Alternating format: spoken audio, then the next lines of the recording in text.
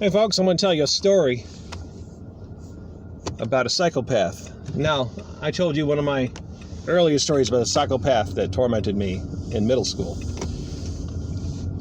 This is about a psychopath who came into my life unexpectedly when I was married.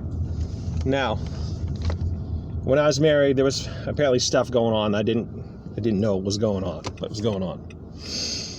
And my wife apparently made friends or acquaintances with some lady she met at the local bar. And all I remember is that one day they went, I don't know, climbing on rocks or something, supposedly, and my wife fell and hit her head or something like that. And so that's how I first met this person. And whatever, she seemed like just your typical towny, whatever. I don't want to use pejorative language, so please don't take it as pejorative, but I'm going to use a pejorative, for lack of a better term, a typical, trailer trash girl. And whatever, just to create a mental picture. I don't think people who live in trailers are trash. Okay, trailers are an affordable form of housing. At least they used to be. In any case, one day she calls my wife and said her mom beat her up. And then she came over our house and she was bruised up and she was crying and she was really playing it up, and it was a play. I didn't know it was a play.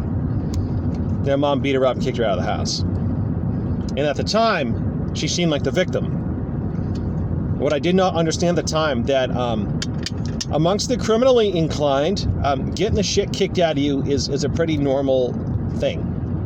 Like, fights happen, punches and kicks get thrown, somebody ends up getting the worst of it. And just because you got the worst of it doesn't mean you were the victim. I didn't appreciate that. I was sold on it really well. So she came in, she said, I don't know what I'm going to do. I'm like, well, we decided we're going to give up the bedroom in our apartment, and she could stay there for a little bit, get back on her feet, get a job, find a home, move out, right? That's the idea, to transition her in and out. And it turned out to be anything but that. She ended up just, we let her recover for a day or two, and then like, all right, it's time to look for work. He's like, yeah, I'm on it. And she would just play Farmville or something all day, and I didn't know that she was snorting pills. But she's snorting some kind of pills she got for days at a time. And I get annoyed with her. I'm like, well, maybe we could speed along by like just cutting off her internet access. I just, switch off the router, and she couldn't log on to it, and she'd go on and do something else. But no, she wouldn't. All she do was complain, like, hey, my computer's not working. I'm like, I'm sorry, I don't know what to tell you. Mine does, so whatever. Maybe you should get some sleep or work on getting a job or something, right? Be, the parent figure. That didn't help. And twice, she had put a pot on the stove and just turned it on and walked away and didn't, tend to the food or anything. The second time was just before we kicked her out. She put a glass pot on the stove. That's while my mother-in-law was visiting. And she walked away from it. No water, no food, nothing. Just turn it on. I didn't realize she was shit testing us. She was seeing how do we respond to her blowing up the glass pot. Because, if the glass expands enough, without any water to dissipate heat, it's going to pop.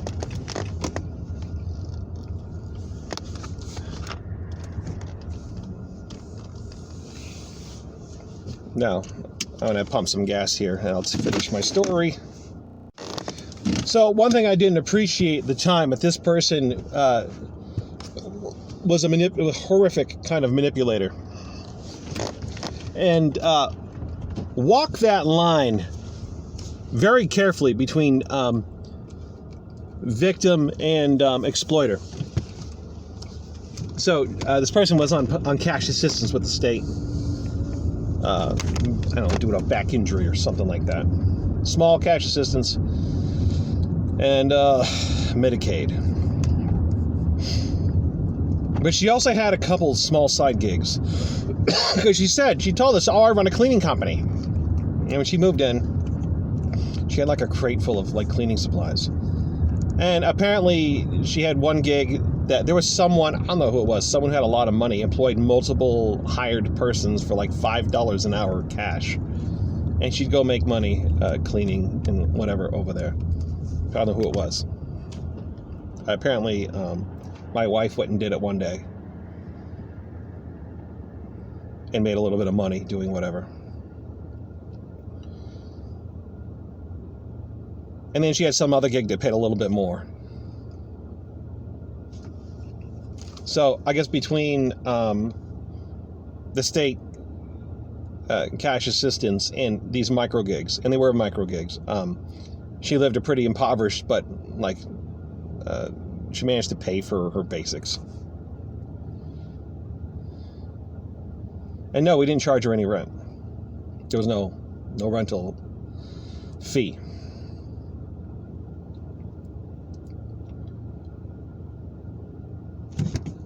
And I was going to try to put her on the rental thing, but I remember my landlord was like, don't do that, because if you ever want to kick her out, then she has the right to stay there. Don't do that. So he could see what I couldn't see, that there was trouble there. So, and I didn't like my landlord, so I didn't trust his judgment. I have no malice towards that man. I just didn't like him. Anyway, my wife had an injury, and so these two ended up going to the hospital one day. They had migraines or something, and they ended up going to hospital. I didn't realize that they were drug shopping. I didn't know they were shopping for opioids. I didn't understand that. I know occasionally my wife would go to the hospital, and the only thing that would take the migraine away would be opioids or something. I really didn't appreciate that there was addiction problem going on here. And they came back one day with a big bag full of first aid supplies. I'm like, where'd you get those? And the person who was living with us said, oh, we took them from the room at the hospital because they overcharge anyways. Well, I was stealing, I said. So I gathered up the medical supplies and I brought them back to the hospital. And I gave her the desk, like, somebody stole these from you, and I got them, and I'm returning the supplies. I left it at that. So I'm in a pickle, right? So back, let's fast forward in time to the second time the glass pot was put on the stove.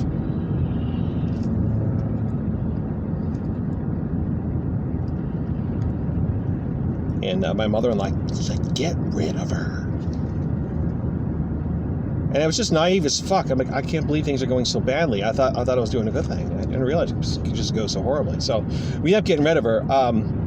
My wife accused her of stealing her pain pills. I don't know if that was true or not. Really doesn't matter. But we had the police came, and there was a sheriff deputy in town, and they went and they removed her. And she tried every kind of trick to delay. And she knew she was going to get pulled out of there. But she did a delay to cause as much grief and anxiety as possible. She was arguing. She walked back and forth. Like, why don't you pack up a bag with some clothes, because you got to go. And she started lighting a cigarette, and the cop's like, no smoking cigarettes. You pack up some stuff and get out of here. You're not staying here anymore. And so they escorted her out. I changed the locks immediately.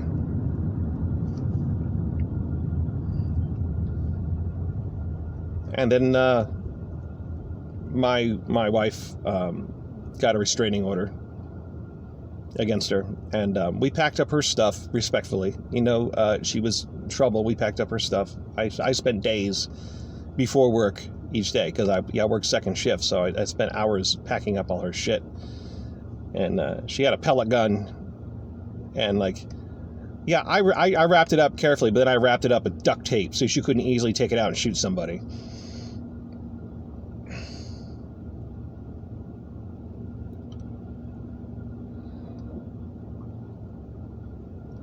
It was a fucking nightmare. She knew how to play every emotion. a master manipulator, a psychopath, a terrible human being.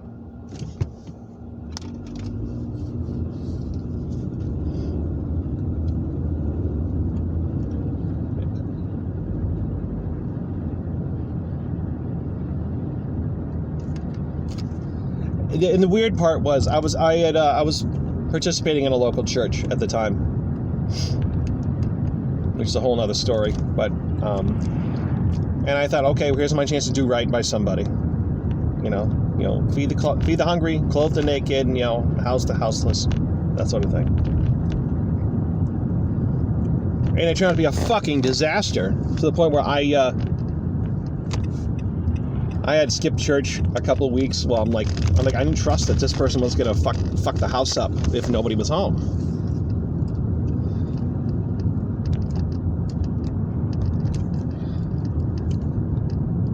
And then when she got kicked out, I stopped going. Now, from a Christian perspective, someone say, "Oh, the devil, broke your will to fucking assemble with fellow believers," blah blah blah blah blah. So I perceived it the opposite. I had a very hard lesson in understanding that just because someone's in need doesn't mean they don't fucking deserve what happened to them. Now, I'm not saying this. I'm not saying that impoverished homeless people deserve to be impoverished and homeless. I'm not saying that. Okay, so just don't misunderstand me.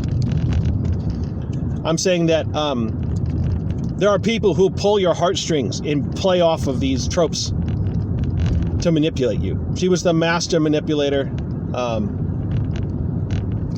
the worst kind.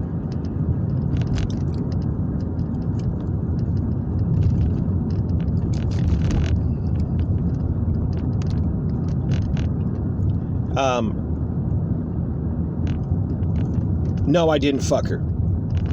But did she try to pull those sexual heartstrings? Yeah, absolutely. Not overtly, subtly.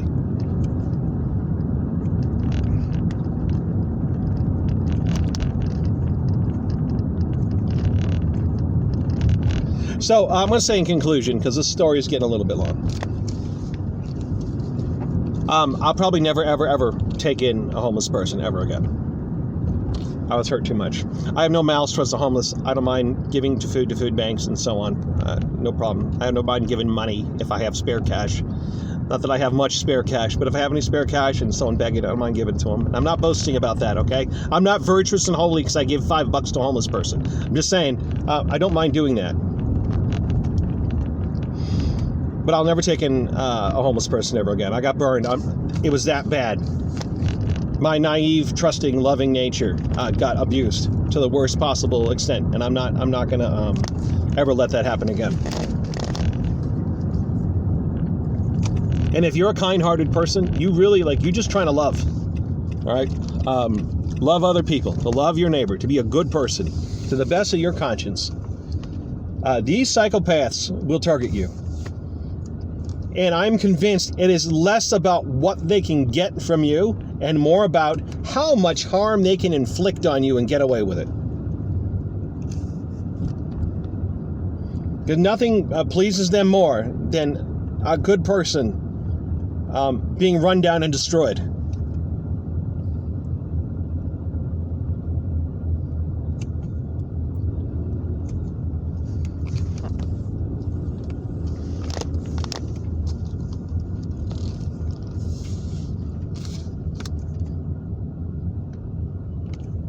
Anyways, my marriage failed a few years later, and that's a whole nother story.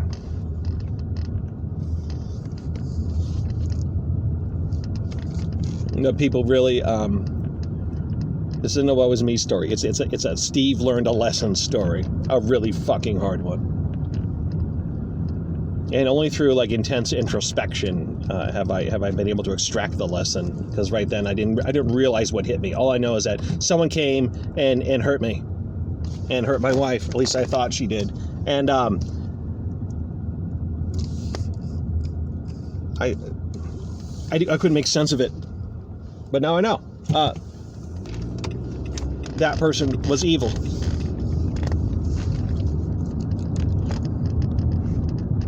And I want nothing to do with that person.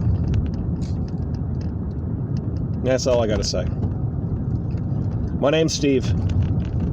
I have a boulder shit with my name on it, hill to climb. I'm out of here.